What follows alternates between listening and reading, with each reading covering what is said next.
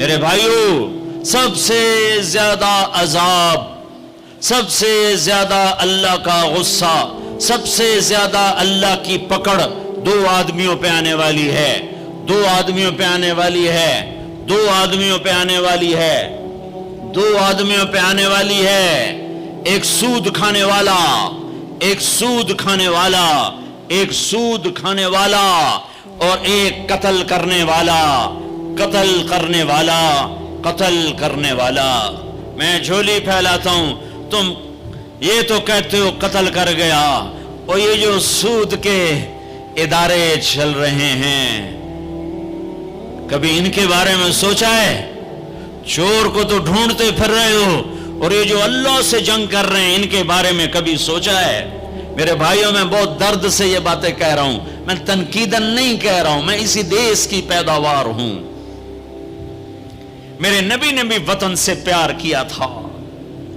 جب آپ مکے سے نکلے تھے تو آپ نے کہا تھا، یا مکہ ما اطیبک من بلد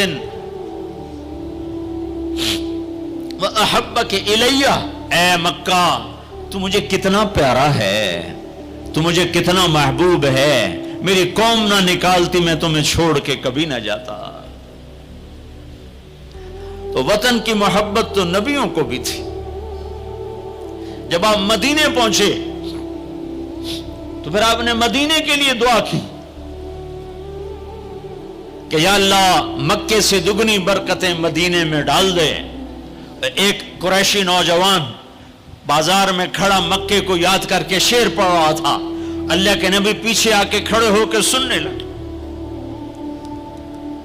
میں جا رہا تھا انڈیا 1982 میں، ہم مہاجر نہیں، لوکل ہیں، تو میں ایک سکھ کو دعوت دے رہا تھا، جالندھر سے لوگ چڑھے، رش تھا، ایک نوجوان میرے پاس آ کے کھڑا ہو گیا، وہ میری باتیں سن رہا تھا، وہ مجھ سے کہنے لگا آپ کہاں سے ہیں؟ میں نے کہا پاکستان۔ پاکستان میں کہاں سے ہیں؟ میں نے کہا ملتان۔ ملتان میں کہاں سے ہیں؟ میں نے کہا آپ ڈیٹیل کیوں پوچھ رہے ہیں؟ کہنے لگا میں بھی ملتان کا ہوں، اسمال ٹاؤن تلمبا۔ تو آگے میں ہنس پڑا، مجھے کہنے لگا ہنسیا کیوں ہے، کیوں ہنسے ہو؟ میں کہا میں تلمبے دا ہیں۔ اب پاپڑی بولی بولی ہے، اور ایک دم پیچھے گیا، اپنی بہن کو کہا کہ تلمبے کا ایک نوجوان بیٹھا ہے، یہ 1982 کی بات، وہ کوئی 60-65 سال کی عورت شیرنی کی طرح آئی اور یوں دھکا دیا، یوں دھکا دیا، اور میرے سامنے 3 آدمی بیٹھے تھے، ان میں زبردستی گھس کے بیٹھی، ایک ادھر جا گرا، ایک ادھر ہو گیا۔ مجھے کہنے لگی وے پترا تو تلمبیدا ہے، وے پترا تو تلمبیدا ہے، ہائے میں ٹھر پواں تو تلمبیدا ہے، ہائے میں ٹھر پواں تو تلمبیدا۔ میں کہا جی ماں جی میں تلمبیدا۔ سونی پت تک وہ عورت خاموش نہیں ہوئی اور تلمبا تلمبا کرتی چلی گئی۔ تو میرے نبی کان لگا کے کھڑے ہو کے سنتے رہے، سنتے رہے، پھر ایک دم فرمانے لگے او بھائی چپ ہو جا، مکہ یاد نہ دلا، چپ ہو جا، مکہ یاد نہ دلا، مدینے میں دل لگنے دے، مدینے میں دل لگنے دے۔ پیچھے دیکھو تو صحیح کون کھڑا ہے جس نے تمہارے لیے اولاد ذبح کر دی، حسین جیسوں کو، ہائے ہائے۔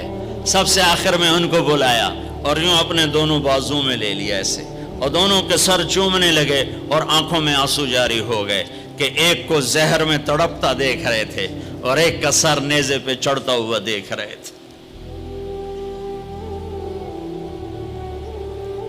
اس کے بعد بھی گنجائش ہے کہ میں جھوٹ پہ کاروبار کروں، میں لوگوں کی زمینیں دبا کر بچوں کے لیے رزق بناؤں، اپنی بیٹی کو زیور سے سجانے کے لیے کسی کی بچی کے منہ سے نوالا چھین لوں، اپنے گھروں کے چراغ روشن کرنے کے لیے لوگوں کے دیے بجھا دوں، اپنے محل تعمیر کرنے کے لیے لوگوں کی جھگیوں پہ بلڈوزر چلا دوں۔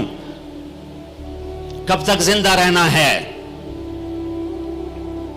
موت مر گئی ہے، نہیں آئے گی۔ دنیا کا سب سے بڑا قاتل چنگیز خان ہے، سب سے بڑا قاتل چنگیز خان، آج اس کی قبر کا نشان نہیں ہے۔